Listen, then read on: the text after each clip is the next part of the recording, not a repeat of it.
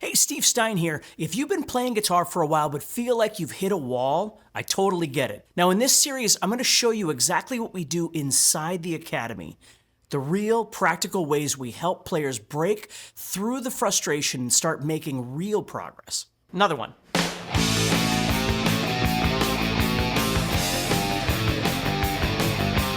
Riff. Here comes the verse.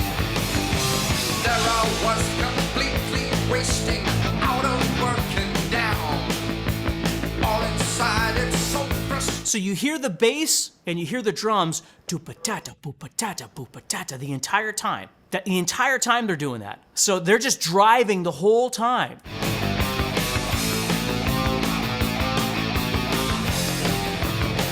Verse comes in. There I was completely Still driving. wasting, out of work and down. All inside it's so frustrating as I drift from town to town. Bridge. Feels though nobody Still driving. cares if I let one die. So I So the guitars are just hanging out, doing all that kind of stuff. What's really driving the song is that bass and that drummer. Boom, ba, ba, boom, ba, ba, the entire time. So we have a bridge, right? We have a verse. So we have the intro, which is a very basic thing, but it's very catchy. And then it goes into this thing and whatever Rob Halford's talking about, right? There we go. And then we go into the pre-chorus or the bridge. well begin to put some action in my life. Break. And here we go. Breaking the law, breaking the law. Breaking the law, breaking the law. Breaking the law, breaking the law. So again, now everybody's driving.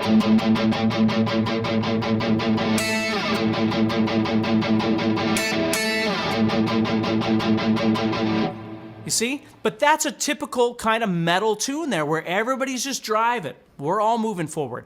So they're not worried about going halftime or anything like that. They're just pushing this thing. Okay, let's look at this one.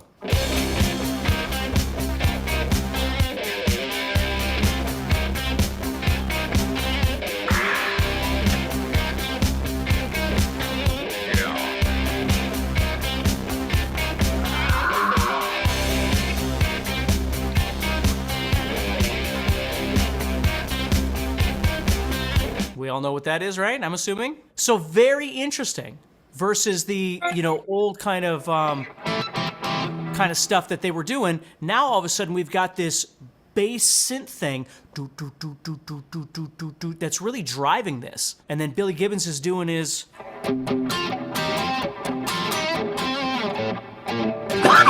right there. So he's sporadically playing. He's not, Judas Priest in it. He's just.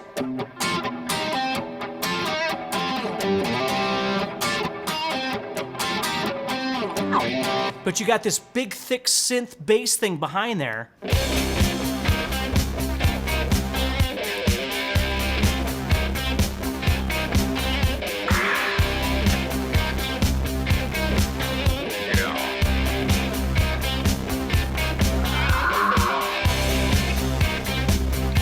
If you know any of the ZZ Top stuff, those two albums in the middle there were all this synthy sound. So as soon as you heard that, you knew it was ZZ Top. It was just very strange because if you knew ZZ Top before that, you were surprised that they were using synth sounds, right? But there it was.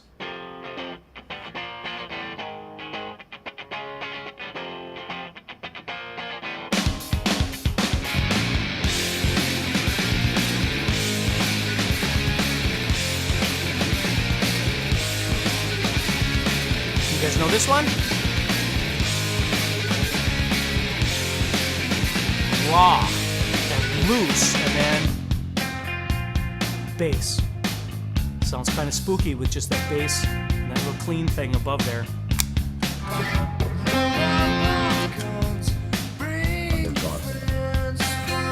Right? So what makes this so interesting is, again, there's not much to it. And then, like Chris talked about in one of the last live things that we did, the solo mimics the vocal line because that's about all that he'd be able to do. He's not a big solo guy, right? Kurt Cobain didn't do that. But what made this really unique is that it's so raw. Like if I try and play Smells Like Teen Spirit in a band with my friends, it doesn't sound right because we aren't that loose, right? And you could go, well, it's better or worse, or you're more talented, or I don't really say that. What I'm saying is this has just this really rawness about it that's very hard to replicate. You can play all the notes right, you can play all the chords right, you're probably gonna play them too right. And the drum beat is gonna be too tight because everything about this band was super loose, and that's exactly what people were looking for because everything was so polished by the end of the 80s with the 80s stuff that we had at that point, and so redundantly silly. It's just replicas of bands replicating bands that are replicating bands. And so all of a sudden you had this thing that was like, it almost sounded like real. Like it was really just real. It wasn't super great. It wasn't the singer was on The Voice. It wasn't the guitar player was Steve Vai. It was just raw. And people went, wow, that's pretty cool. That's what makes that song unique, is just the ability of being able to make it sound really loose, which for me is like the Black Crowes or the Rolling Stones or, some of these bands like that just have this looseness to the way that they play. Now, I don't want to get off tangent because we're talking about songwriting, but just be aware of that a little bit. The reason I wanted to bring this in is because it really is one chord progression and then this really weird...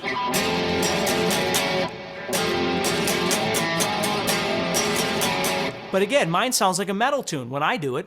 When I play it, sounds like a metal song. I don't have that swagger that Kurt Cobain would have had when he played it. I don't even know what that is. And again, somebody could say, well, it's because he's not very good.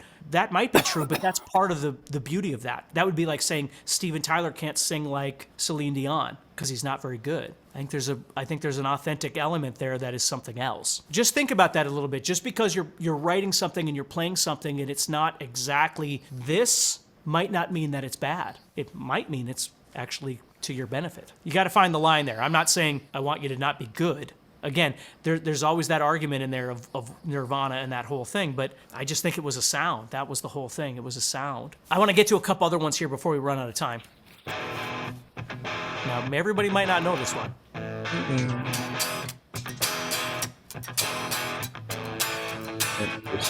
Make up your mind. This is the one I heard on the radio when I was listening to that 90s stuff. To walk with me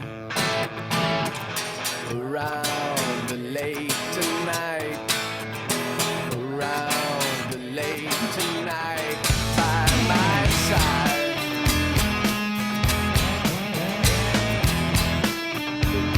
Anybody ever heard this song before? No. Opossum Kingdom. By my side. And the entire song is based off this E7 going to an A sus.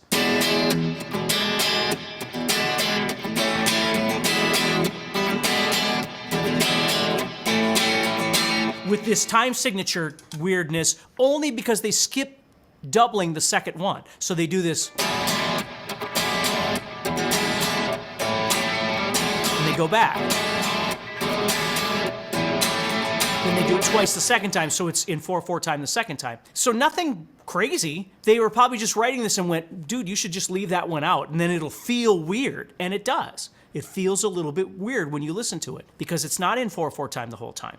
It's moving back and forth.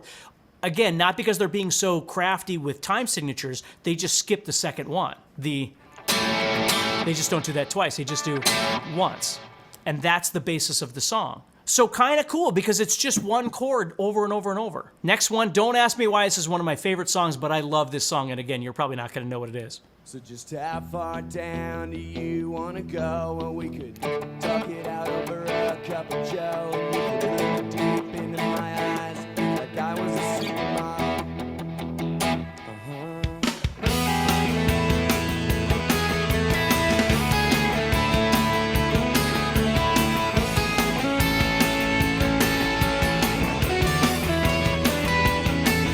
Well, it's you and me, baby, no one else we could trust. We'll say nothing to no one. So, Mixolydian.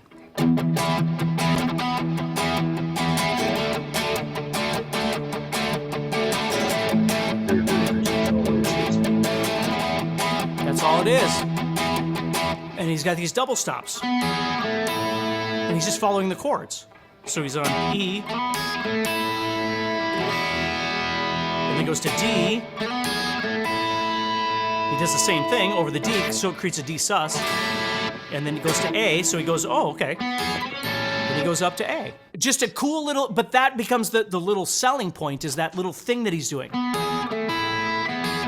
Nothing fancy. If that sort of makes sense, what I think would be kind of fun, and I'm not sure exactly how we do this. Now, I'm not saying you got to go do this. What I'm saying is it would just be really fun to be able to hear some of the things that you're coming up with. Yeah. And if you get into doing some basic home recording, it doesn't need to be fancy at all. That is not what I'm saying.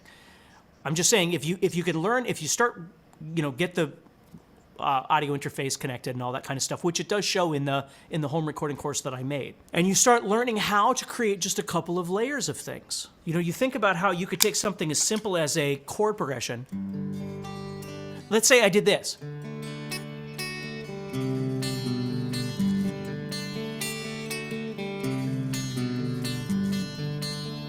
You guys know what that is? Oh, like Boston. Right. D, C, and G. But because it's being picked and it's clean, it has that sound, right? If I go like this,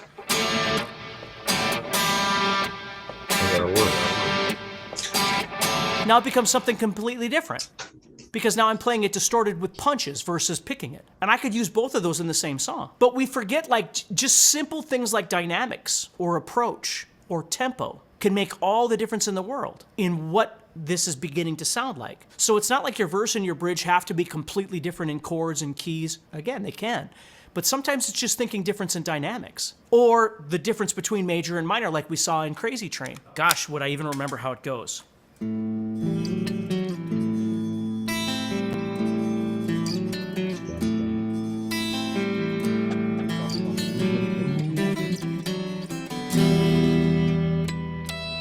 There's an old song called Burning Heart by Vandenberg. You probably haven't heard it before, but that's what that is. And it's just this beautiful song.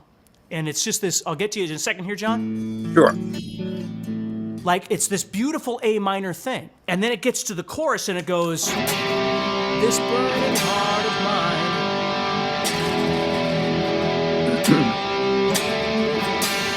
This burning heart of me. And then it goes back to the... So those are the two main parts of the song. One's clean in minor, and the chorus is dirty in major. So C major, A minor, C major. And that's how the song works. This is what I learned a long time ago because I learned songs by ear. Because there was no other way to learn songs I liked when I was a kid. You had to learn by ear. I started identifying in categories of things that people did because they all did this stuff. So it made learning songs easier by ear because I could immediately start figuring out what they were doing by the things that Chris just mentioned. So that's the beauty of it is it's not like, I'm not trying to take the fun out of songs. I'm not trying to take the fun out of songwriting. What I'm saying is I don't necessarily believe, I believe it does happen, that these cosmic things can happen and all the stars align, and you get, but most of the time it's logic. If you want to learn to be a good painter, you would study other painters. You would get all the tools that you need, the easel and the paints and the blah, blah, blah. But you would study great painters and what they did and how that can or cannot affect you in the way you want. If you just went, I just want some crayons and I'm going to be the greatest frickin' painter artist in the world. But I'm not going to look at anybody else. You're going to draw like me. You have to look at great artists, people that have crafted this, that have history of crafting things from other people that have crafted things. And go, how did they do it? Not because you're trying to be them. Because again, I always hate to burst anyone's bubble, but you're not going to be Eric Clapton. There's already one. You're not going to be David Gilmour. You're not going to be Pink Floyd. They already exist. As much as you study Pink Floyd, you're never going to be David Gilmour. I'm sorry, but it's true. But you could learn a lot. The difference is that Brian or John or Mike or Chris or anybody, you've got your own experiences. Chris has got completely different experiences than Brian does in his playing. Now, they have some overlaps, of course, but it has made Chris on his own journey. It's made Mike on his own journey. They're never going to go, oh my, I thought that was me for a second. It's like I was looking in a mirror. That's not going to happen. So don't be afraid of looking at the artists that you like, seeing how they craft, using the ideas. That's way different than going, I like that, so I'm going to write a song. That's my song. No, it is not your song. But if I go,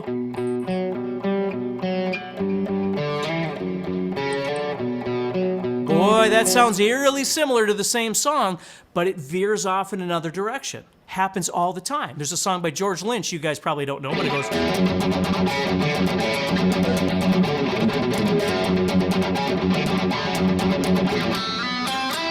Right? Really close to the same idea. Anything that would be an F sharp minor is going to wind up... So you got to change the groove, you got to change the layering, you got to change the tempo, you got to change the note order.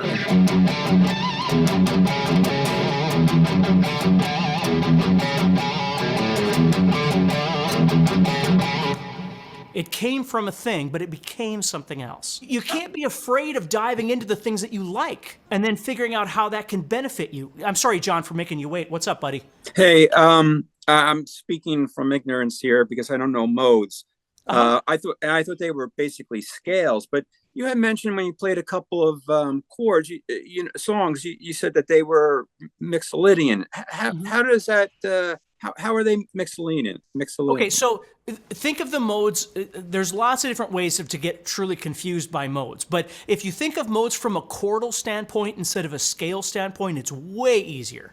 Way, way, way, way easier. As long as you guys understand this, if you have C major, its relative minor is A minor. Do you understand that? If we were in the key of C major, C is the 1 chord and A minor is the 6 chord. And when you learn piano, you learn major and minor, relative major and minor, they call it, which means coincidentally, which is just ridiculous, but coincidentally, C major has no sharps and no flats. Well, coincidentally, neither does A minor. It also has no sharps and no flats. Well, the truth is, they're the same thing. The A minor is just the 6th chord of the C major scale, right? So if you're ever in a minor key, you're really in a major key. There is no such thing as minor.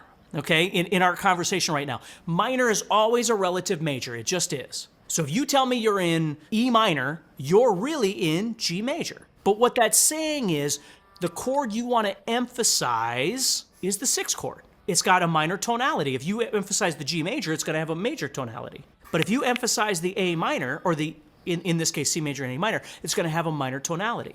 So somewhere along the line somebody went, hey, if we're in the key of C major and we can emphasize C major, logically, but we could emphasize A minor, why can't we emphasize anything else? Why is everything else off limits?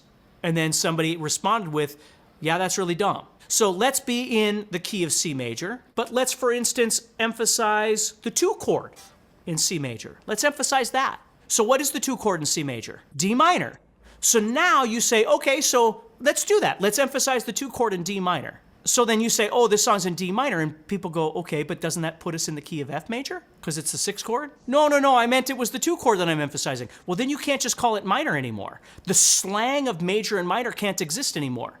Because when you say major, you're talking about 1. When you say minor, you're talking about 6. So if we're going to talk about the 2 chord, we can't just say minor anymore. We have to come up with some ridiculously stupid name to call it. So we call it Dorian. Dorian. And all that means, Dorian is a big fancy word that means I'm in a major key, but I'm emphasizing the 2nd chord. That's what it means. That's all it means. So when I say Mixolydian, I'm talking about emphasizing the 5 chord in a major key.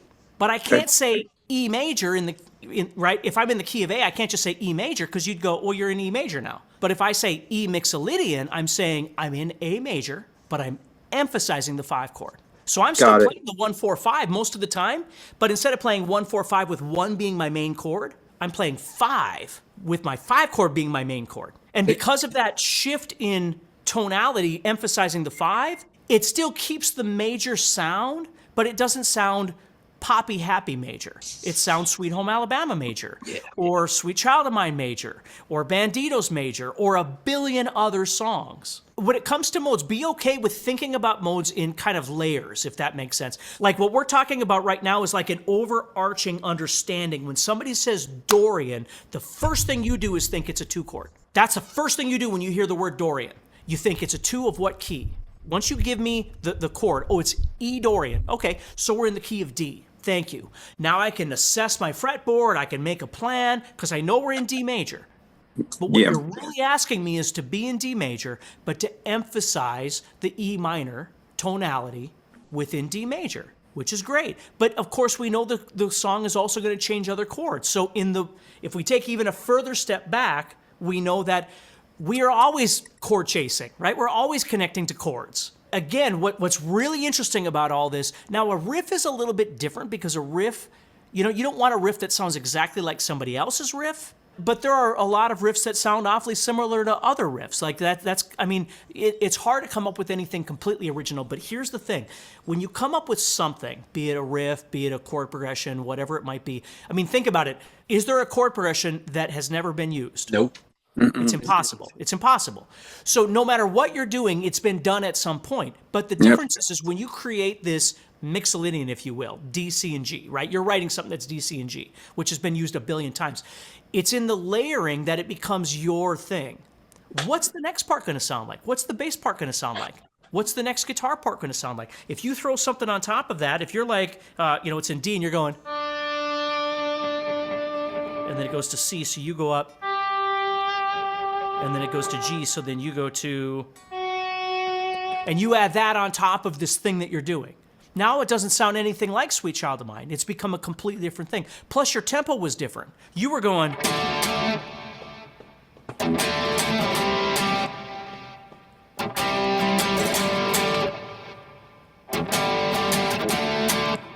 Now I still have Banditos in my brain because I just listened to, that was the last song we listened to.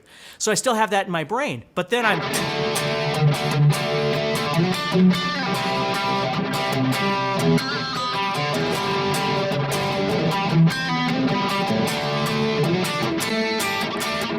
it's not Banditos anymore, it's something else.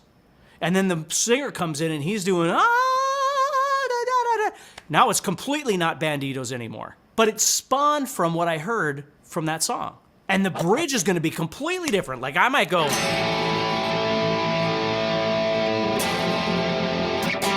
then I'm back on, and I'm back into the tune again. But it was completely different. But hopefully this spawns some ideas for you to not be shy to start coming up with some stuff. Whether or not this is true or not, I've always heard that Paul McCartney said that he wrote 1,000 or 100 terrible songs before he got to something that was halfway decent. So don't keep expecting that when you're writing, every single thing that you do is just got to be absolute magic. And it's got to be, you just have to start learning how to write. Like, what's your way of writing? And you start getting in there and crafting and figuring this out. Don't always adopt the mindset of, I have to write the most complex guitar thing because I'm a guitar player. You can adopt that. There's nothing wrong with that. But you don't have to. Because a lot of the music that you listen to, this wouldn't exist if that was our thought process. 80% of what I just played for you wouldn't exist because none of them are like Steve Vai or Yngwie Malmsteen or something like that. They're songs. That was the point of them. Now, if this resonates with you, the next best step is to have a quick, friendly chat with my team. They can answer your questions and see if it's a good fit for you. There's a link in the description to book a time. Thank you so much for watching.